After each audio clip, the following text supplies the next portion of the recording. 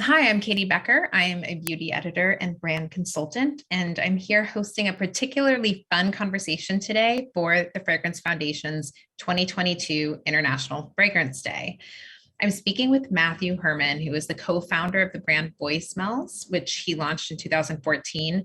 And I'm guessing that many of us first came to know Boy Smells through their now iconic pink labeled candles that became extremely popular in the indie home fragrance space. But you may also know their fine fragrances, which launched just last year.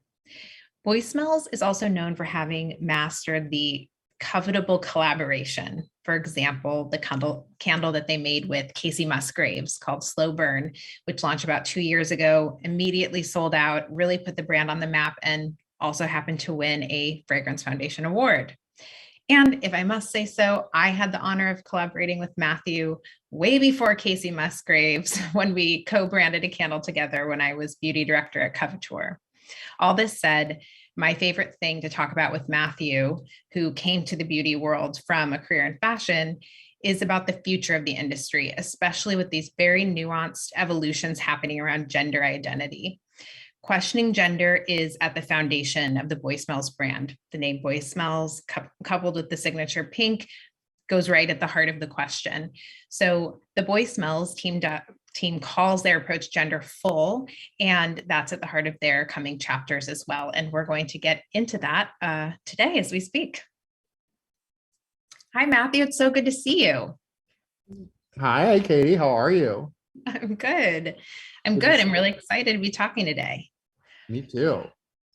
So I wanted to get around into the buzziness of Boy Smells. It's a brand that I've been lucky to be familiar with for a while, and it's been really amazing to watch this trajectory, to watch these very covetable candles turn into fragrances, turn into an underwear line, and I have this spidey sense that there's a lot more exciting things to come.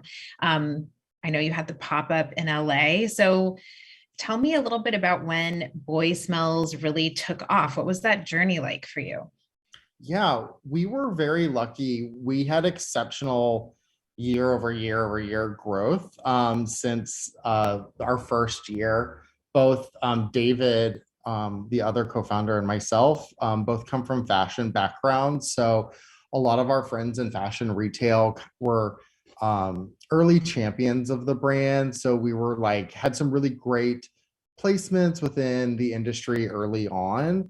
And we had kind of, we chugged along at a really, I think for a new business, a really, really healthy pace. But also, David and myself started Boy Smells as a side hustle that we started in our kitchens. And when it came time for us to quit our real jobs, it almost came more as a surprise. We didn't have these big lofty plans. I don't think we ever dreamed that the business would ever be where it is today. So it's been a really wonderful surprise. But the time when David had quit his full-time job and then I quit my full-time job, that's when we really put like strategy to paper, because we were like, okay, we're going to take the big leap and this is more than a hobby.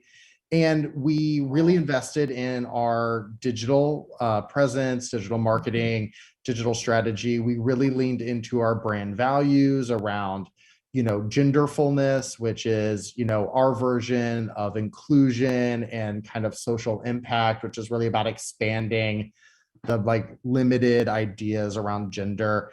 And that really plays into how you create scent too, because scent can be very gendered. Mhm.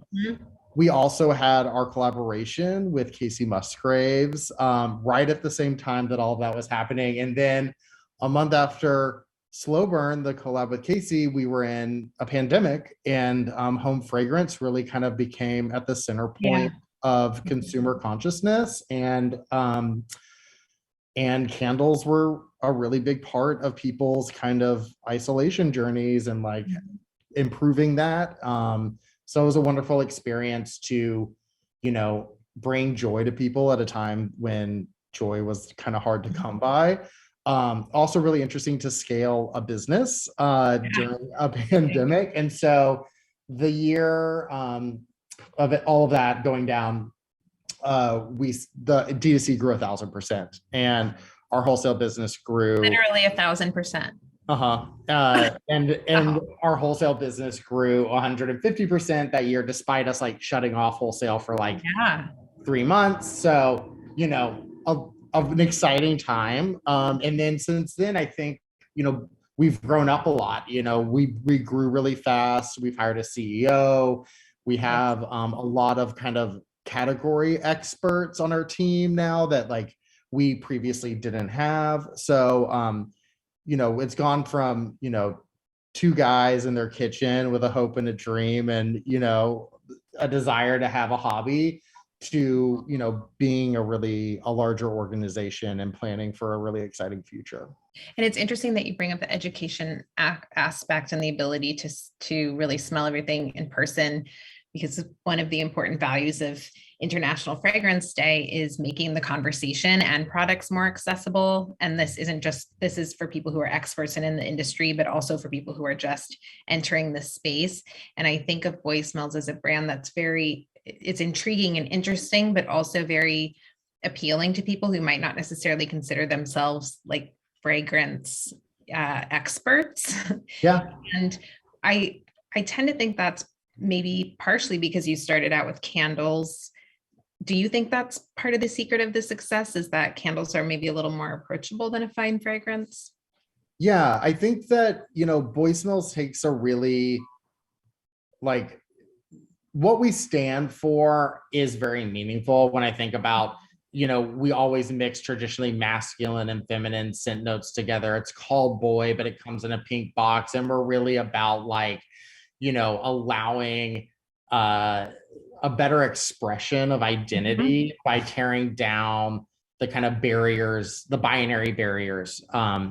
around identity. That's like kind of very esoteric, but Mhm. at the end of the day, it's kind of silly and fun. We're called Boy Smells. We're in a pink box. Like all of our candle names are really provocative and sassy. We have like a fun and playful, sometimes bossy tone of voice to the brand.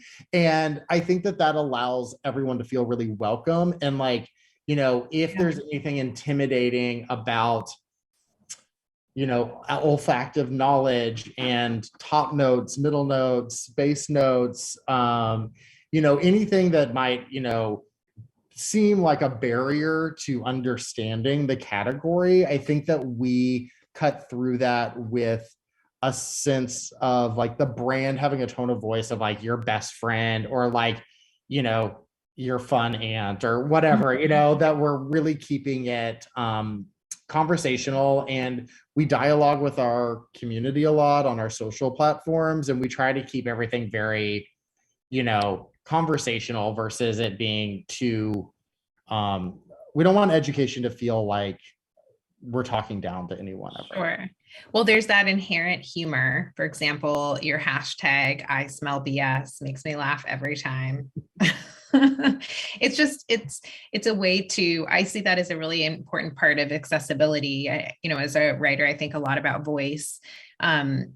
Is taking something that can feel very like murky and unapproachable because it's so high science and high art at the same time, Mm-hmm.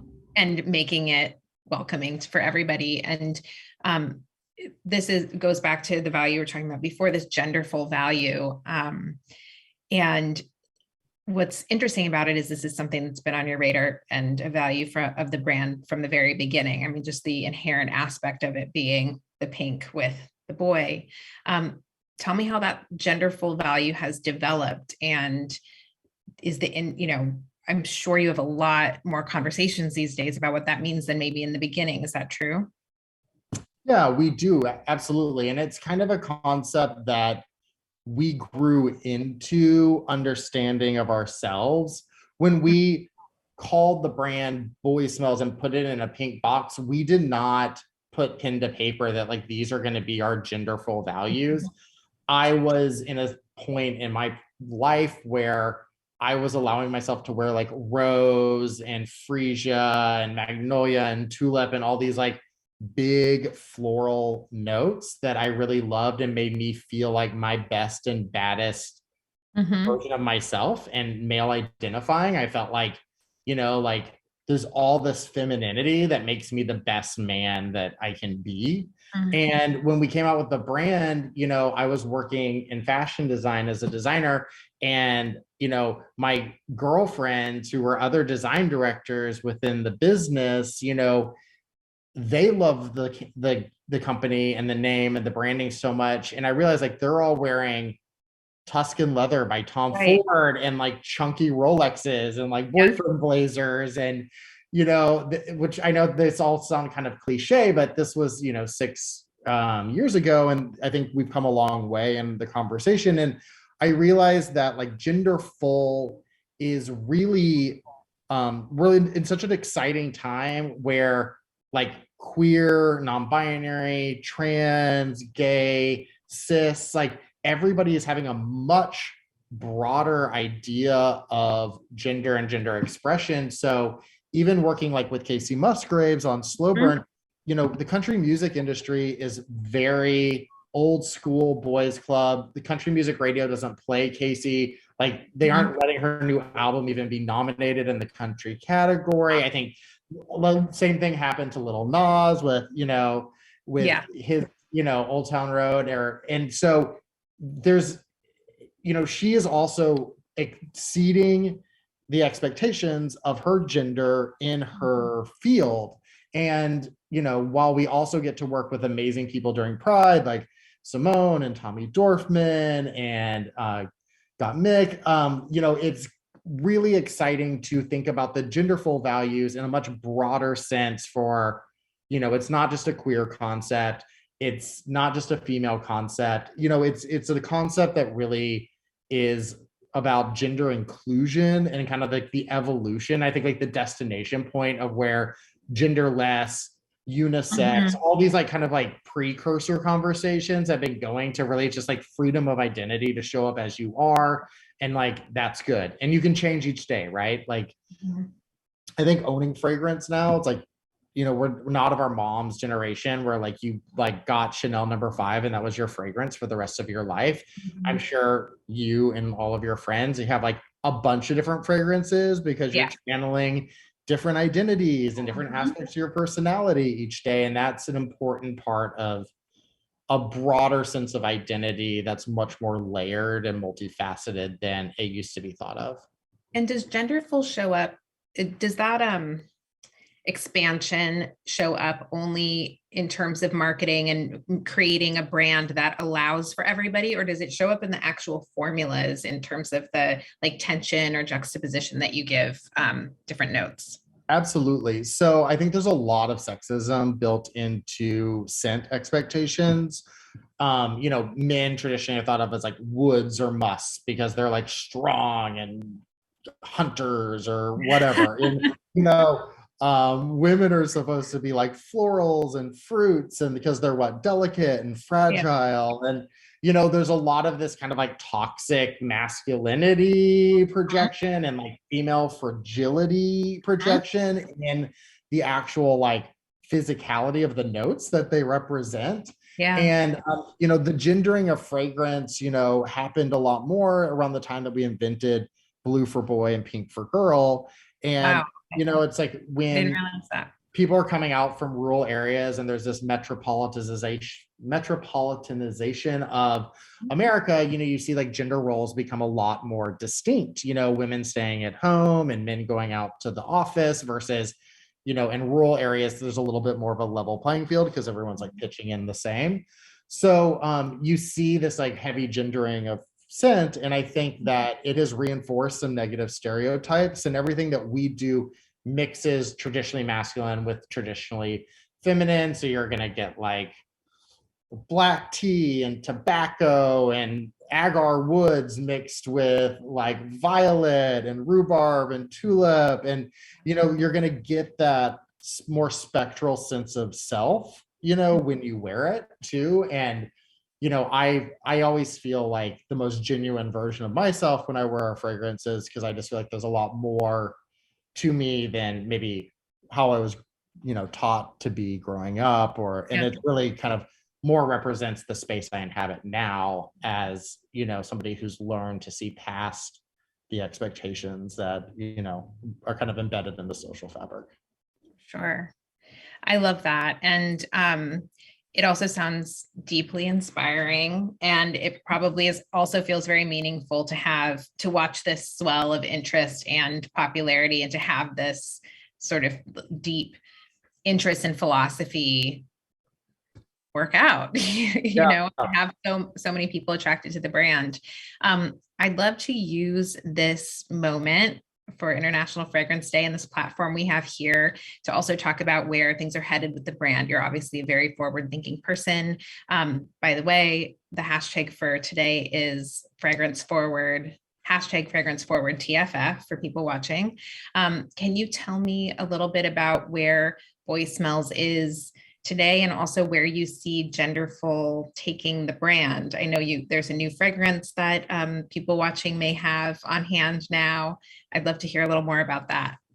Yeah, we have, immediately we have some really exciting stuff. We did our first candle to fine fragrance crossover recently that came out, Hinoki Fantôme, which is our kind of a hit candle scent that we got so many requests for that we turned it into a fine fragrance. Previously, all of our fine fragrance scents were unique to the category. So really fun there. We have a new set of scents coming out that it's called our spring collection, and where we're really kind of mixing travel and botany and kind of unexpected surprises when it comes to mixing raw ingredients, culture, and modern identity together. Those haven't come out yet, so I can't say too much about them, but the future of Boy Smells, for me, I think a lot of gender expectations are learned in the bathroom. I always joke no one's as feminine as Dove body wash, and no one's as masculine as Axe body spray, and nobody probably wants to be either. And I growing up, seeing your dad's side of the bathroom versus your mom's, and what products they have. I think that there's a lot of kind of expectations built into that. Those kind of archetypes, so I see, the opportunity for the bathroom and apothecary, that there's a really meaningful opportunity to bring a genderful experience there. And next year and some things later this year will play into, those other olfactive moments in getting ready for your best self each day. Well, I won't hard press you right now to tell us everything. We'll just keep our eyes on the space. But thank you so much for making the time today. I love hearing about what you have going on with the brand, and you bring so much depth to your purpose for a brand that's also really fun. And I just enjoy that so much. Oh, thanks, Katie. I appreciate that. All right. Have a good one. You too. Happy Fine Fragrance Day.